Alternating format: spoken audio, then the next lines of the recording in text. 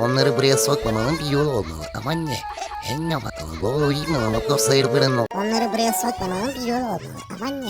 Onları buraya sokmamanın bir yolu olmalı. Aman ne? Onları buraya sokmamanın bir yolu olmalı. Aman ne? Onları buraya sokmamanın bir yolu olmalı. Aman ne? Onları buraya sokmamanın bir yolu olmalı. Aman ne? Onları buraya sokmamanın bir yolu olmalı.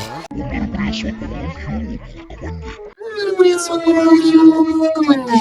Onları buraya sokmamanın bir yolu olmalı. Aman ne? Onları buraya sokmamanın bir yolu olmalı. Aman ne? Onları buraya sokmamanın bir yolu olmalı. Aman ne? Onları buraya sokmamanın bir yolu olmalı. Aman ne?